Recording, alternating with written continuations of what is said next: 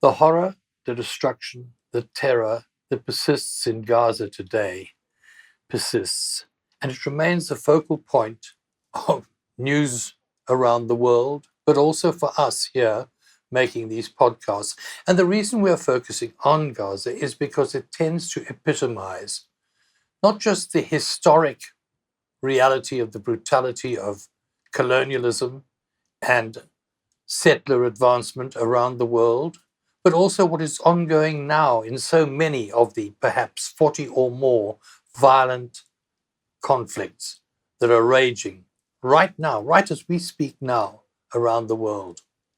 As far as we can see, and there have been various news media programs, etc., about the United Nations, about the Security Council.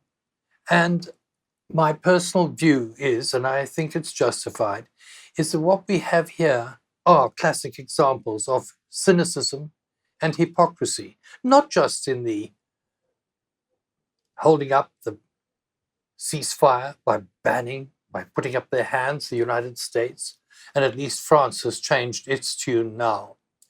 But we also have, and you've probably seen this if you watched any news program, what you're about to see, which to my mind sums up the hypocrisy that exists at big power level.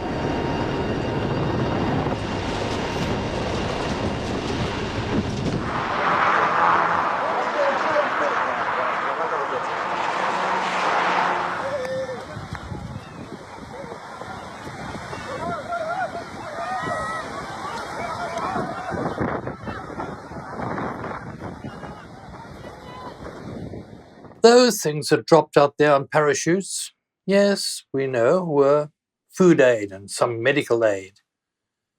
But it was, as the United Nations said, a literal drop in the bucket, inadequate. But also there was no planning for distribution, no plans for where these would be dropped, as you've seen in some of the news clips that were shown of people scrambling for them.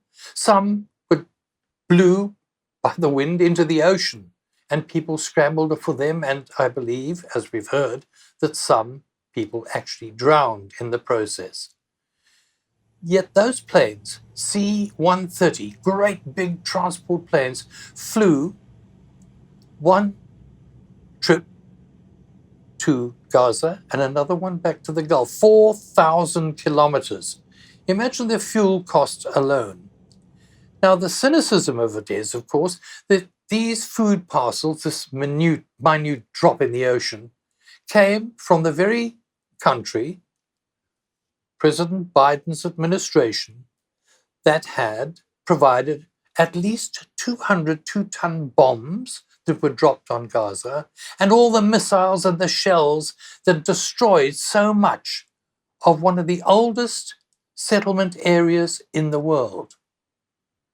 That, to my mind, does amount to gross hypocrisy and cynicism as well. Yet, as I'm sure you're all aware, if you watch the news, at the border post at Rafah, there's another scene to be shown, and that is of the trucks.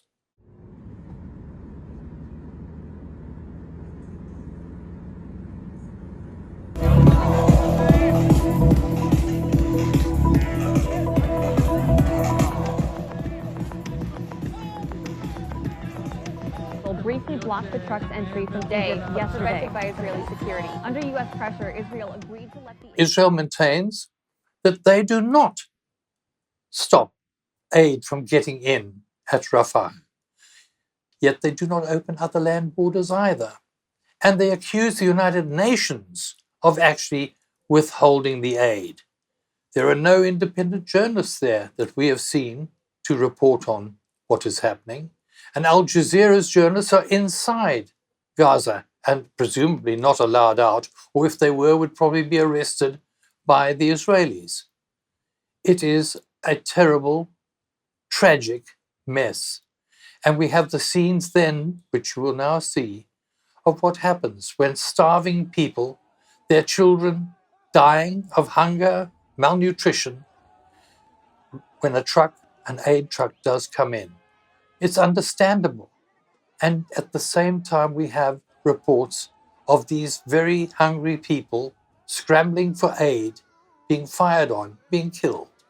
This is the reality of Gaza, but it's also the sort of reality that occurs in other parts of the world and other violent conflicts as well. But this does epitomize, as far as we are concerned, which is why we shall continue to concentrate, to focus on Gaza. And we will look at other aspects of it as well. For example, it now seems that there is a commitment by the United States as well to build a deep water port. I'm directing the U.S. military to lead an emergency mission to establish a temporary pier in the Mediterranean on the coast of Gaza.